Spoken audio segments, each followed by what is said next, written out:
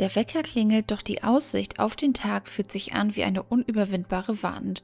Wer in einer solchen Situation verharrt, stellt sich im Strudel einer hyperbeschleunigten Leistungsgesellschaft oft selbst unter Generalverdacht. Bin ich einfach nur faul geworden? Habe ich meine Disziplin verloren? Die moderne Neurobiologie und Arbeitspsychologie zieht hier eine messerscharfe biologische Trennlinie.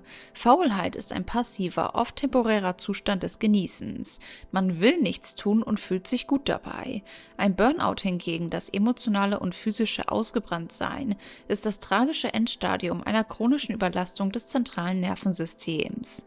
Wenn du ausgebrannt bist, kannst du nicht mehr, obwohl du verzweifelt willst. Es ist kein Charakterfehler, sondern ein zellulärer und hormoneller Bankrott. Wer die feinen, aber unmissverständlichen Signale seines Körpers richtig deutet, erkennt, dass hinter der scheinbaren Trägheit ein tiefgreifender medizinischer Schutzreflex steckt. Nummer 1: Wenn Schlaf keine Erholung mehr bringt. Das fundamentale Leitsymptom eines Burnouts ist eine tief sitzende, vitale Erschöpfung, die sich durch kein Wochenende und kein Urlaub der Welt mehr kurieren lässt. Wer faul ist, regeneriert sich durch Nichtstun und startet danach mit frischer Energie. Bei einem ausgebrannten Menschen hingegen kollabiert das zelluläre Energiesystem. Die Mitochondrien, die Kraftwerke unserer Zellen, arbeiten im permanenten Notstrommodus. Du wachst morgens nach 8 Stunden Schlaf auf und fühlst dich genauso bleiern und zerschlagen wie am Abend zuvor, weil die neurobiologische Tiefschlafarchitektur durch den chronischen Stress zerstört wurde.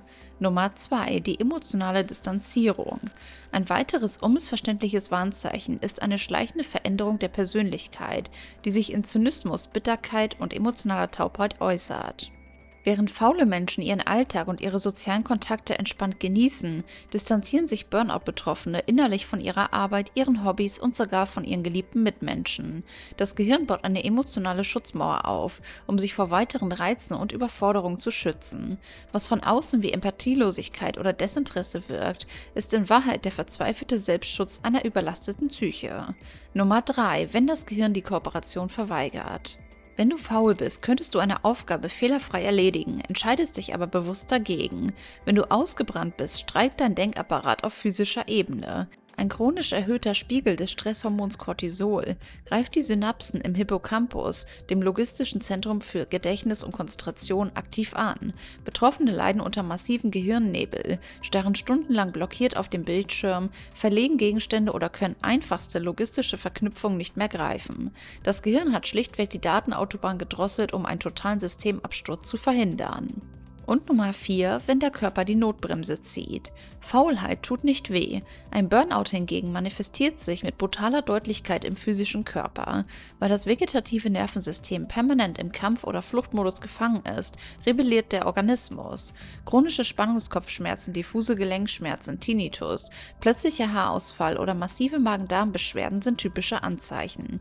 Der Körper schüttet unaufhörlich entzündliche Zytokine aus. Wenn die Psyche die Warnsignale der Überlastung über Monate hinweg ignoriert, übernimmt der Körper das Kommando und zwingt dich durch Schmerz und Krankheit in die Knie.